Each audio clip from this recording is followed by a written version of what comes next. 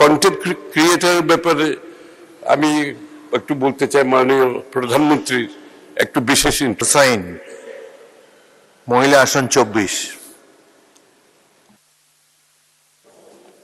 মাননীয় স্পিকার, আপনাকে ধন্যবাদ। মাননীয় স্পিকার, ফ্রিল্যান্সিং বা কন্টেন্ট ক্রিয়েশন হলো ব্যবসার প্রাথমিক ধাপ, যা পরবর্তীতে স্টার্ট আপ বিজনেসে রূপান্তরিত হতে পারে।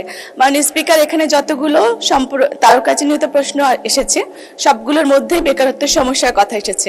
বেকারত্ব বর্তমানে বাংলাদেশের একটি বড় ধরনের অভিশাপ। সেই অভিশাপ থেকে মুক্তি পেতে চায় বাংলাদেশের প্রতিটি ঘরের জনগণের প্রতিটি পরিবার। সেই লক্ষ্য থেকে প্রতিটি পরিবারে আমরা দেখি যে প্রত্যেকটা শিশু থেকে শুরু করে নবাগত শিশু থেকে শুরু করে স্কুল এবং কলেজ লেভেলে প্রত্যেকটা সেশনে কন্টেন্ট ক্রিয়েট করে একটা অর্থ উপার্জনের চেষ্টা তারা করে থাকে এবং নানা ধরনের সেখানে সামাজিক অবক্ষয়েরও আমরা লক্ষণ দেখতে পাই। সেক্ষেত্রে আমি মনে করি যে এই সব যারা আছেন এখানে আমাদের এডুকেশন ফান্ডামেন্টাল যে বেসমেন্ট রয়েছে সেখানকার আমরা অনেকটা সিস্টেম লস হওয়ার প্রবণতা দেখতে পাই। তা আমি মনে করি আমরা যদি এই সকল যারা স্কুল কলেজে গুড প্যারেন্টিং এর মাধ্যমে কিংবা স্কুল সেশনে যারা আছেন তাদেরকে যদি আমরা একটা ক্রাইটেরিয়া, যাদের সৃজনশীল মনোভাব রয়েছে, প্রতিভা রয়েছে, তাদেরকে যদি একটা ক্রাইটেরিয়া এনে আমরা যদি সেগুলোকে এঞ্জেলস ইনভেস্টরের মাধ্যমে একটা ক্রাইটেরিয়া দাঁড় করাতে পারি, তাহলে সেটা পরবর্তীতে একটা প্রোডাকশন হাউসের মাধ্যমে স্টার্ট আপ বিজনেস রূপান্তরিত হতে পারে।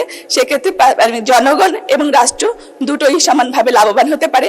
এবং আমাদের মাননীয় প্রধানমন্ত্রী ইতিমধ্যেই আমাদের যারা কন্টেন্ট ক্রিয়েটর আছেন তাদের 7.5% কর আর মওকুফ করেছেন।